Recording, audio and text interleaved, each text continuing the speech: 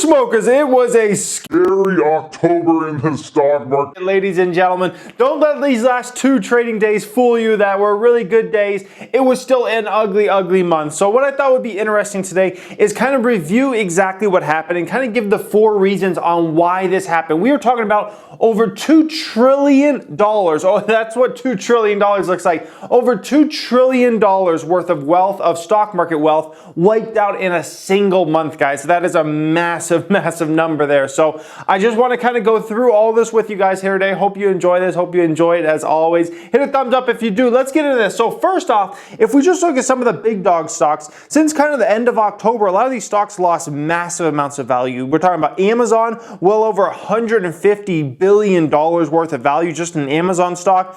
Alphabet stock, Google McDougal, over $70 billion. Facebook stock, over $30 billion. Netflix stock, over $26 billion. Apple stock even was the one that held up the best, but even that one still lost about $8 billion worth of wealth there, okay? Now, if we look at the Dow chart, this just tracks kind of the Dow Jones Industrial Average. What you're going to see is many more red days than green days in the month of October. But not just that, you're going to see days when the market was red, it was way worse than when it was green, okay? The best day I can find out there as far as a green day was one day on October 16th, we had the market go up 548 points, whereas 832 points was the worst downside move, okay? So we had 2 days that were worse than the best green day, okay? 832 points one day, 608 points down another day, and one that was down 546 points. That was about equivalent to the 548 day. So you're just going to see it was an ugly, ugly month. But that doesn't even tell the true story. The truth is stocks that have under $100 billion market cap got hit so much harder than a lot of the big companies. So if you're just looking at the Dow 30 or just the NASDAQ average, the S&P 500 average, you're going to find that a lot of the big companies kind of help keep things together, specifically kind of Apple and Amazon up until the end. That one's kind of fallen more recently. Google was kind of holding up for a while until they report earnings at the very end of October here. And then you had Microsoft, which has held up very strong. A lot of those really big stocks kind of help everything look a little better than it really seems. But the companies that have 100 billion or less market cap, some of those companies have gotten absolutely hammered and saw their stocks go down 20+% just in October alone. A lot of those stocks are down between 30 and 50% since they hit their highs in 2018, guys. So we were talking about massive, massive moves in a lot of the smaller companies. Now, what are the 4 reasons, in my opinion, on why this has went ahead and happened in October, okay? The first reason is around, in my opinion, the China tariffs, okay? These tariffs continue to scare people. They've scared people throughout October, and we heard about the 25% tariff possibly coming. As China numbers have come out, they've looked pretty weak, okay? They've looked like they're weakening and weakening, and this all scares a lot of people out there because when you think about it, China has been such a growth engine for a lot of the world and a lot of the big companies that if that market slows in a massive, massive way, a lot of people say, well, maybe some of our growth gets taken away there because that's just been a massively grown market, and a lot of companies are going to look to move production to other countries out of China or maybe back to the States or something like that. So a lot of people are looking at it as, man, we had that huge cheap labor benefit of a lot of companies using Chinese labor over there. China was benefiting, growing huge, and that produced a lot more profits for a lot of the big American companies. Maybe that slows down. A lot of people are worried about that. We don't know if some sort of deal is going to get done here within the next month or two between President Xi Jinping and President Trump. We don't know if some type of deal can get done here. A lot of people are not feeling very confident about a deal getting done. In my opinion, if there is a deal that gets done, it's going to be a minor deal. It's not going to be something where all the tariffs get taken off of China or something like that overnight. I don't think that any deal is going to come out of that, okay? What I think it will be is on certain products out of China, maybe some tariffs can get removed. But that's if they even announce a deal, because we know President Trump, he doesn't seem the most eager to get a deal done with China. And at the same time, a lot of Chinese culture and President Xi Jinping, they have a lot of, we're going to get our way or it's the highway type situation. So you have 2 countries that maybe just don't find a match here. And maybe that 25% 10% tariff ended up getting hit, and a lot of people are scared of that. How's that going to affect the overall economy? How's that going to affect China? Is it going to, send China into a recession over there? Because they have been a market that has just been a growth beast for years and years now. So that is scaring people, and that is part of the reason. That's one of the 4 reasons why the market fell in the month of October. Reason number 2 is around interest rates and the fact that interest rates are actually rising for real, okay? This is not the first, 2018 hasn't been, or October hasn't been the first time interest rates have risen.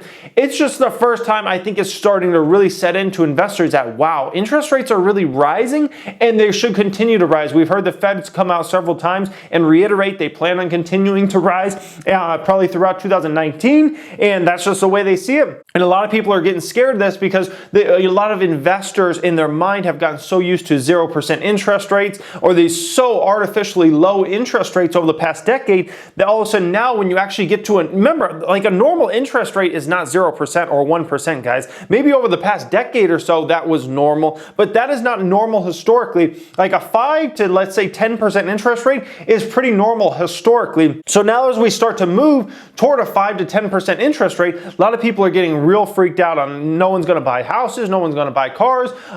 Credit card numbers are going to go way up as far as the payments people have to make, because a lot of those credit cards are actually at a variable rate, so which means as the interest rate goes up, you have to actually pay more and more money. By the way, if you have any credit card debt, get it paid off ASAP, okay? Get your credit card debt paid off ASAP. To anybody watching this, completely random personal finance tip, but the payments you'll have to pay on that are going to be substantially more as the interest rates continue to climb. So something to keep in mind. But anyways, the interest rates, that's really scaring a lot of people out there and a lot of the investor community, and they're like, wow, the Fed has shown no weakness as far as lowering interest rates or as far as, oh yeah, maybe we won't raise them. They're pretty confident that they're going to keep raising them, and that's the way it is, and that's just freaking investors out right now, okay? Reason number 3 is that there are almost every single company was in a blackout period for October. What I mean by a blackout period is a lot of companies out there, a massive amount of companies,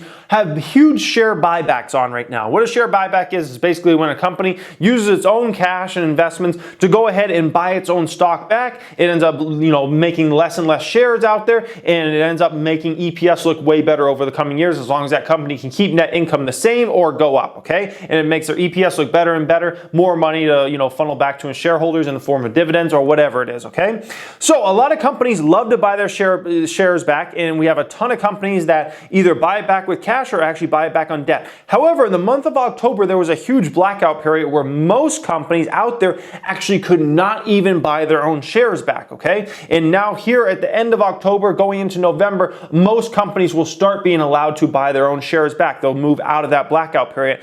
But the fact that you had a massive amount of buyers of stocks just basically flooded out of the market by these blackout periods, it hurts the markets in general. Think about a company like Apple or all these companies that are doing these massive share buybacks, right?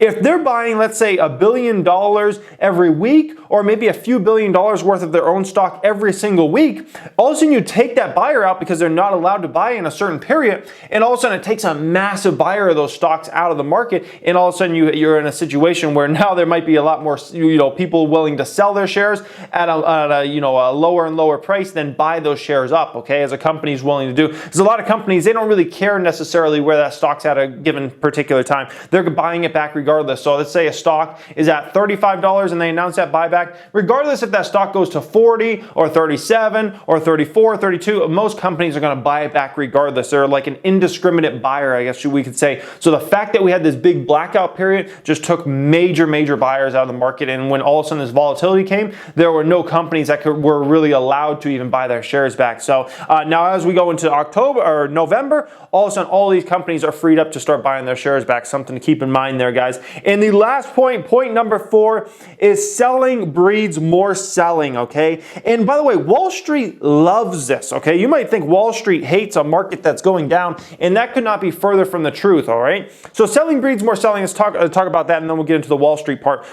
Whenever there's just a selling in the market, what ends up happening is investors, actual human investors, start getting freaked out. A lot of them, some of them end up panicking, selling their shares, whatever, okay? But not just that. And then you have the computer systems that all of a sudden if a stock gets down to a certain level, that computer system says, oh, we need to sell these shares. It just hit 37 $7.50. We got to sell our shares. And all of a sudden you have another computer system says, oh, we got to sell those shares now. And all of a sudden you have selling breeding more selling, not just because actual, human investors are freaking out, but because the machines are saying, whoa, it just hit this level, or maybe investors have stop losses in that the shares get automatically sold at a certain level. They get sold, and selling breeds more and more selling, okay? So that's something to keep in mind. But Wall Street loves this, guys. Wall Street, they love this because Wall Street benefits in a huge way by volatility in the market. When big investment banks, when there's no volatility in the market, it's much harder for them to make money. When there are a lot of traders trading around, money going all over the place, there's a lot more opportunity for investment banks to make much more money, okay? Second reason is it kind of flushes out weak hands, as we call it. It flushes out weak hands, and you get to buy a lot of shares in great companies at so much cheaper prices than you would have maybe a few months ago when the market was much less volatile than it is now, okay? So investment banks, or just Wall Street in general, they love these type of situations where the market's volatile and things are going down. It allows them to buy cheaper and allows them to make a lot of commissions and, advise their clients on trading and whatnot, because their clients are like, wait, should I be making moves? Oh yeah, maybe you should make a move. Well, we see this and that. It just allows Wall Street to make a lot more money, guys. So those are 4 reasons, in my opinion, why we saw this type of move in October. It was a bad month. It's one of the worst Octobers I've seen in quite a while. I can't remember an October this bad in quite a while. But it is what it is. From a long-term perspective, someone like myself that's a long-term buyer in companies, I absolutely love this, okay? All it does is make a lot of great values out there. I bought a lot of shares in October and September, and when I look at a lot of these companies I've been buying, if you're looking at it from a 5-year perspective, a lot of these companies are trading at joke prices. Not all of them, but there are a lot of them out there that are great corporations that you're getting for a very cheap value, that on a 5-year basis are going to grow to be much bigger than they are today. So that's the exciting thing out there for us longer term investors that have a longer term mindset out there and aren't worried about tomorrow or next month and things like that, guys. So hope you enjoy this. As always, hit a thumbs up if you did. Make sure you follow me on Instagram if you love keeping up with stock market news. Post a ton of stock market news in my Instagram stories. Thank you for watching and have a great day.